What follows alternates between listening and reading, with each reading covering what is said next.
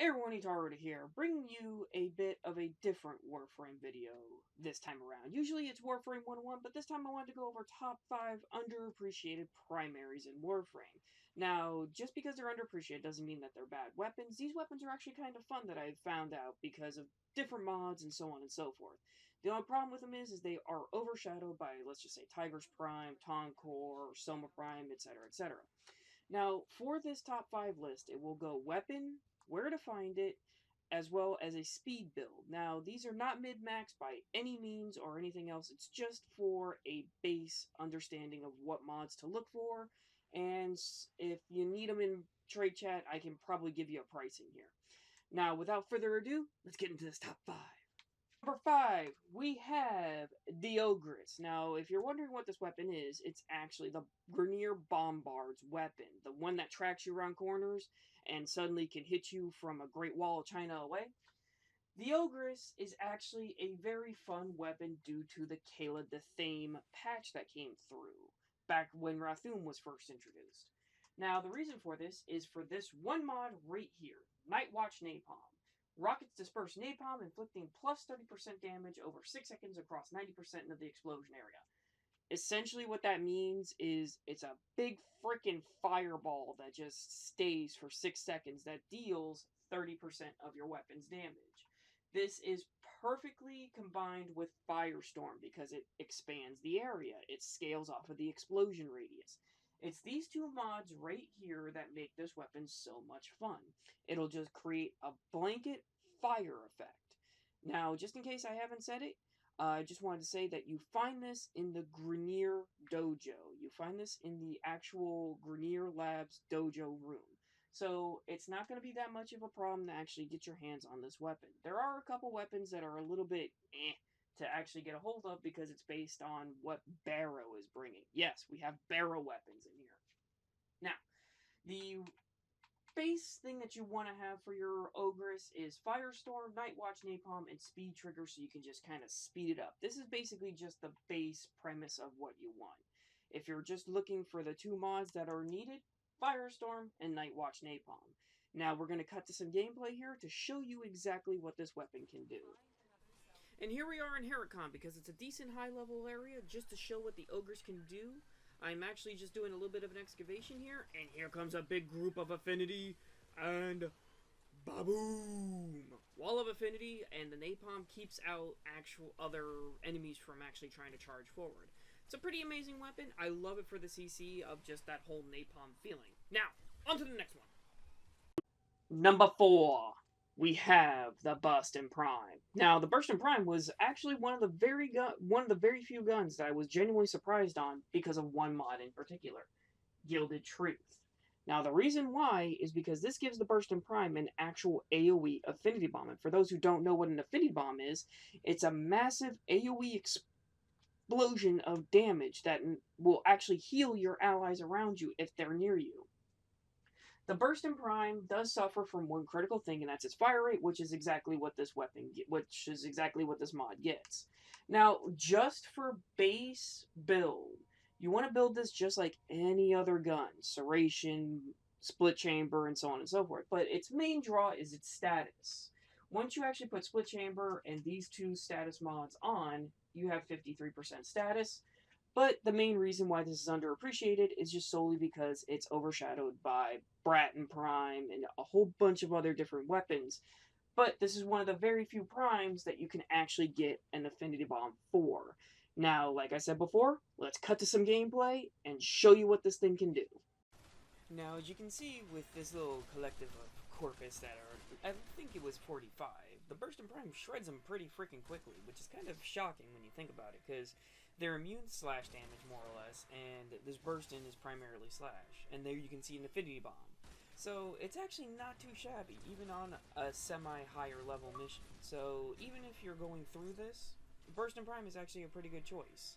Now, we're going to head off onto our number 3 in the countdown. But before that, traditional to any Warframe, I'm going to set myself on fire because of the fact that there is a Grineer pile here.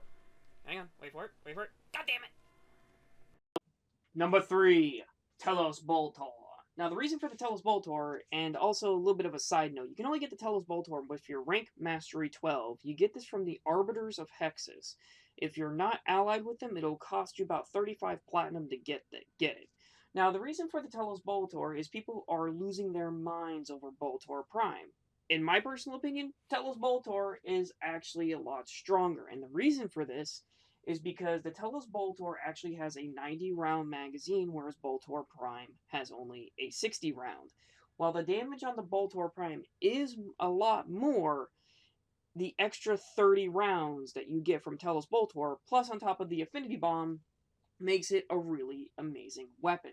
Now, the main thing that you want to actually work on when it comes to the Tellus Boltor is you want Tainted Magazine, so you can get 128 rounds in it.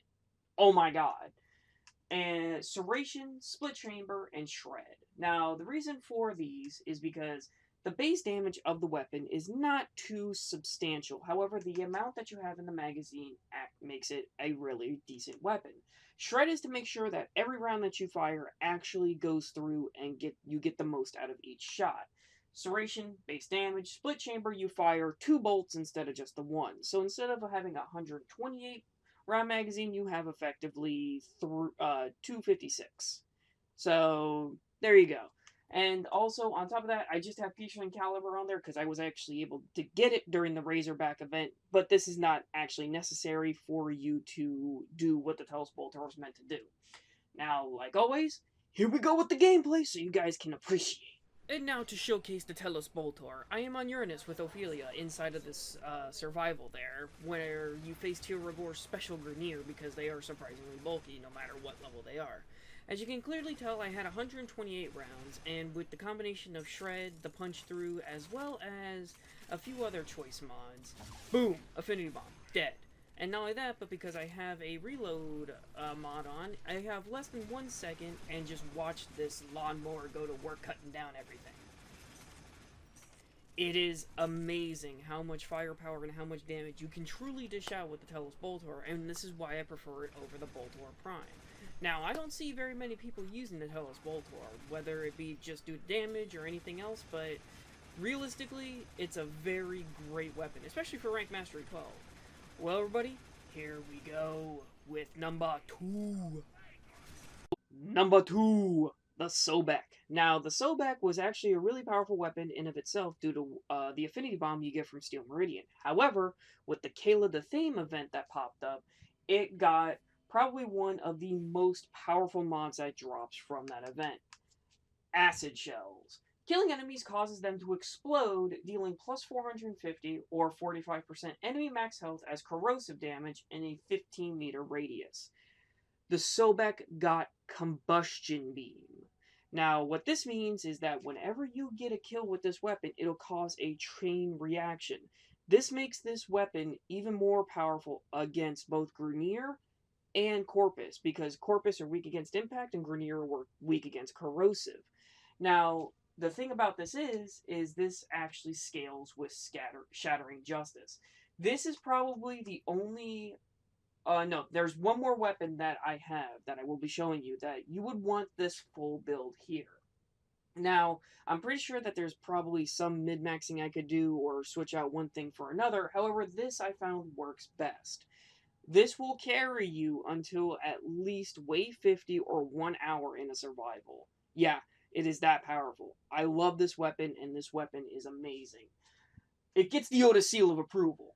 But mainly, all you would want is Acid Shells, Hell's Chamber, and Shattering Justice. Everything else you can kind of work around with. And the reason for this is Shattering Justice gives you the Affinity Bomb.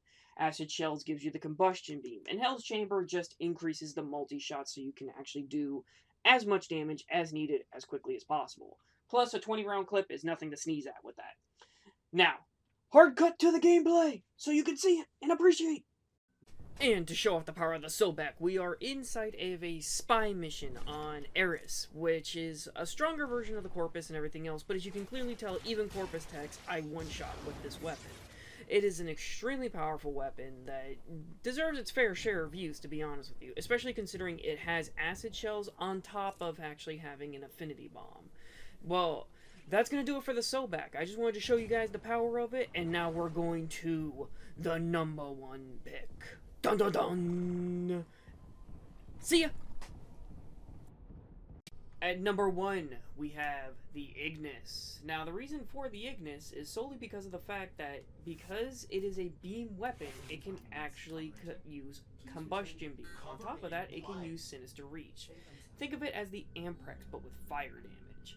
Now, the very basic build that you want to start off with is, like I said, you want to do Combustion Beam and Sinister Reach. Those are your main things that you want to put on there because it's a short-range beam weapon, so you always want to have Sinister Reach. And Combustion Beam, let's just be realistic here. When you see enemies spontaneously combust, it's a good feeling. Now, what we're going to do here is we're going to cut to some gameplay here so that you can see what I'm talking about. And just ignore the fact that this Ignis says 18. My master rank is 18, so no matter what, you'd be able to fit these mods on there. As well as the Ignis I'm using in the gameplay is completely unranked, so you'll be able to see that firsthand. Alright, here we go. Edit! And as you can see here, with the mighty power of the Ignis and the flamethrower of Destiny and Doom, plus Ember, you know, being the hot thing she is, we have some Toasty Grenier here because the Ignis will just literally shred apart anything that comes into contact with it. As you can kind of see here, the range is a little bit meh, but that's only because I did not have the Sinister Reach mod on this build because I had just formatted it. I know I showed it and everything else, and then here's the gameplay, but you need the Sinister Reach mod because you will reach amazing ranges with this, and by amazing I mean goddamn. Alright, we got freaking, you know, I don't know, use some sort of thing here. I'm tired, it's fucking 3 o'clock in the morning, I need sleep. But realistically though, this weapon is amazing, and you could not go wrong with it. You really cannot, because and not only that, but it creates a good CC, if you can't tell, because they're all flailing around trying to put themselves out. So, on top of good CC and good damage, if you put Combustion Beam on it, guess what? You got freaking wave clear if it wasn't already obvious. Alright, that's the number 1 pick. We got the Ignis. I hope you guys... Well, we're gonna roll that outro now, and we're gonna see you just a quick moment. Here's an edit! Alright, everybody. Well, that's going to wrap it up for this top 5 underrated primaries. Now, if you guys have a differing opinion, again, this is just the top 5 in my own personal, but please leave a comment down below so that way I understand and know what you have discovered. Remember, this is a community, and the only way we'll get better is if we actually share our information. But if there's also anything else that you would like to see, if you want to see underrated secondaries, or best primaries, best secondaries, melees, or underrated Warframes in general, please let me know, and I will be able to get right on it, because I want to make sure you guys are well informed and have as best a time with this game as you can. But for right now, that's going to do it for this top 5. Again, leave your opinion down below, and if you really want to help me out, or if you want to actually see more, hit that like, comment, and hit that subscribe button down below, and join Oda's Order today. Remember, only you can keep the order. Yes, I nailed it! Take care, everyone, and be safe. And again, thank you so much for watching. Later!